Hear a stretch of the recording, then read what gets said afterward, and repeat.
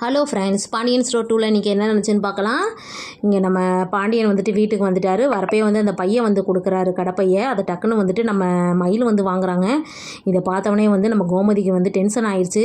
இங்கே கொண்டாம அந்த பையை ஏன் நீ வாங்குற அப்படின்னு கேட்குறப்ப, இல்லை அவங்க டக்குன்னு இப்படி கொடுத்தாரு, நான் வாங்கிட்டேன் அப்படிங்கிற மாதிரி.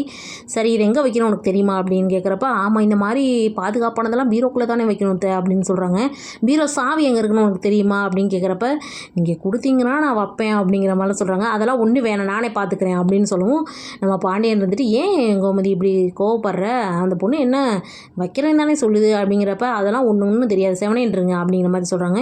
ஏன் இப்படி படப்படன்னு பேசுகிற அப்படின்னு கேட்கவும், ராஜி வந்துட்டு, இல்லை மாமா, அத்தைக்கு வந்து தலைவலிக்குது, அதனால தான் இப்படிலாம் பேசுகிறாங்க அப்படின்னு சொல்லவும், கோமதிக்கு அப்படியே டென்ஷனில் இருக்கிறாங்க.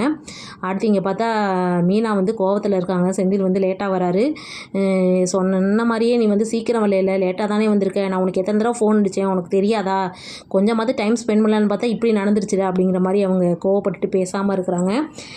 இதை வந்து நம்ம கதிருக்கு வந்து ஃபோன் பண்ணி அவர் சொல்லிகிட்டு இருக்காரு. என்னன்னா, நீங்கள் ஜாலியாக வெளியில் சுற்றுற நேரத்தில் கூட என்கிட்ட பேசுகிறீங்களே, பரவாயில்ல, எங்கெங்கே போனீங்க அப்படின்னு கேட்குறப்ப, ஆமாண்டா கோயம்பேடு போனேன், வியாபாரியை பார்க்க போனேன் அப்படின்னு சொல்லிட்டு இருக்காரு. இதுக்கெல்லாம் எதுக்கு அண்ணியை கூட்டிகிட்டு போனீங்கன்னு கேட்குறப்ப, இல்லை அப்பா வந்து வேலை வச்சுட்டாரு அப்படின்னு சொல்லவும், அவருக்கு கொஞ்சம் கூட ஒரு இங்கிதமே தெரியாது, சரி விடுங்க அப்படிங்கிற மாதிரி பேசிகிட்டு இருக்காங்க.